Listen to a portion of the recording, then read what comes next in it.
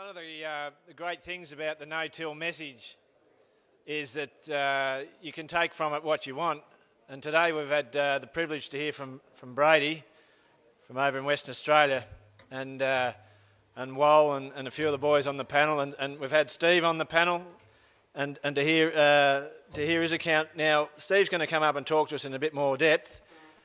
And as I say, the beauty of Vic No-Till is the message can come from anywhere. So Steve's from the Yorke Peninsula, fourth generation farmer.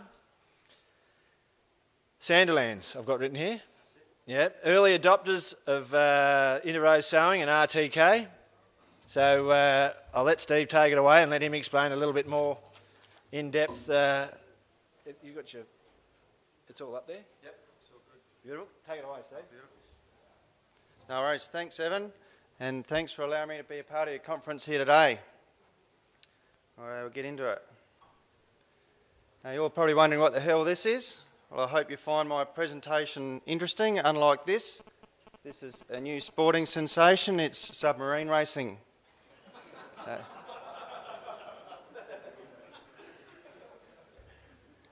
Anyway, this is our property Halcyon at Sandlands on Yorke Peninsula in South Australia. And this is the homestead where it all happens from. This is just a map of the Yorke Peninsula. And as you can see with the bullseye there, that's where our property is. About 17 k's south of Maitland, 20 k's from Ardrossan. And you can actually see Adelaide. We're 2 hours around the coast from Adelaide. And just to give you a bit of an idea what's grown on Yorke Peninsula, a local agronomist, Bill Long, put these figures out last year. That this was his estimates of the hectares grown. But as you can see, wheat's our main commodity grown. We've got 200,000 hectares of wheat, followed by lentils, which was 110,000 hectares.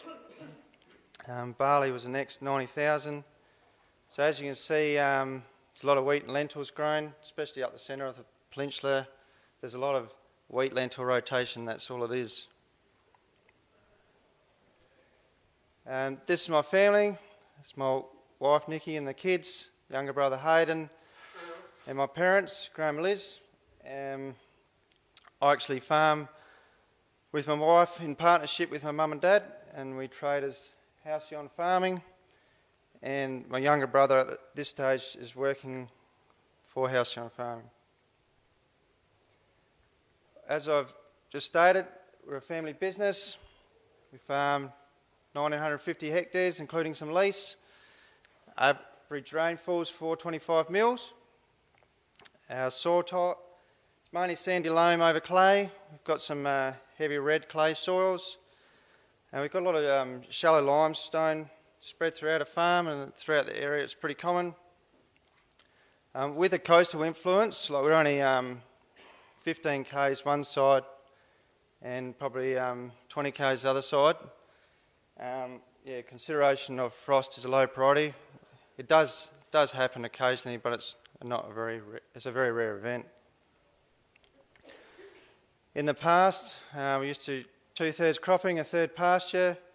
Ran a border Leicester stud. We had a flock of merinos. It was mainly producing first cross ewes. Pastures were slashed, spray top, resulting in good weed control.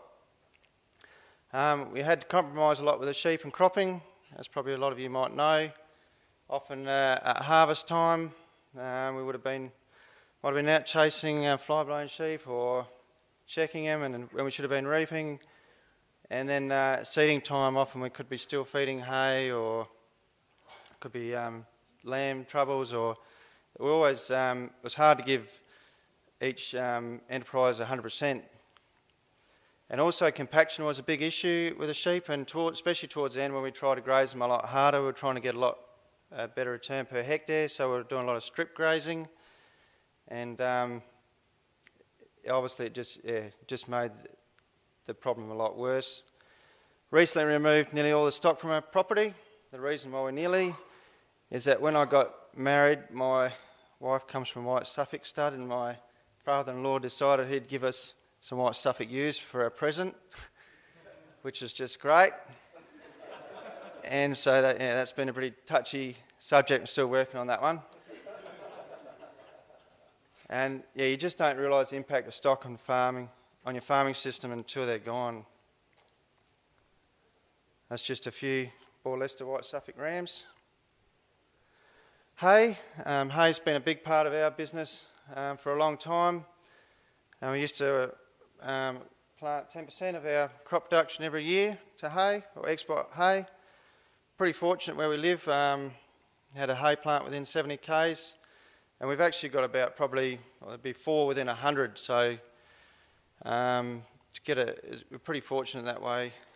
Got a fair few options there. Provided excellent weed control.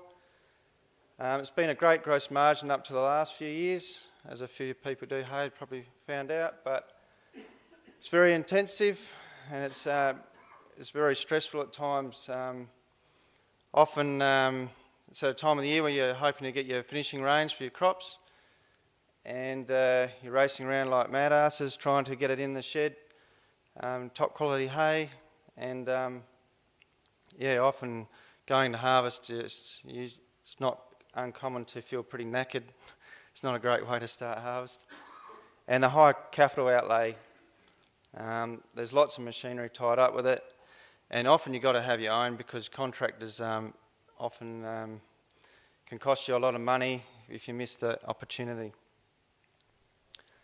There's just a few pictures of hay, it's loading the truck. Just over the years, cutting some triticale hay up there, just the drop deck loaded, and the baler there. So, in the last few years, we've been trying to get rid of our hay gear. We've basically got rid of it all now. We decided to go and buy a chaff cart, which we bought in 2008. It's been a great tool managing weeds in our system and not relying on chemicals, and that's what really appealed for us and was probably a bit of a escape route getting out of hay, as we knew we still had an option not relying on chemicals. Enables us to be very flexible. We don't have to run it all the time. We can easily disconnect it and continue harvest. It works particularly well on legumes, on our lentils. This is probably where we mainly use it these days, because you're just taking everything in the header. So chaff cart is only as good as what goes in the header. We do find we've had to use it in cereals a bit over the years, but often the ryegrass can fall down a lot between the rows, and you've got to go down very low to get it. Slows you down. And often, if we use it these days, basically it's just a salvage job, which it's slowly getting less and less of them, which is, I think we're going the right way. Again, it is very intensive with all the burning, but we're not having to do it at a busy time of the year, so that's a pretty big plus. It's been great on weeds such as ryegrass, clover, and radish. I'll just say on the burning side of things, we used to make rows either end of our paddocks, but it often burning alongside of roadsides creates a few concerns, and we had to go from one end to the other when you're burning the paddock, which is a bit of a pain in the bum. So now we just make a big long row right across the middle of the paddock, well away from the road, and you're in the one spot, keeping it on it, makes it very easy. It works well. That's just our chaff cart. Obviously the fan collects all the chaff of the sieves, chucks her in the cart, and that's it. Now this is getting the real stuff. This is a seeding system. 2000 we started direct drilling. We had been doing minimum till for a number of years previously. We played around doing direct drill, but as 2000 we bought a 5000 flexical air drill. It was on 9-inch spacings. We ran Harrington points.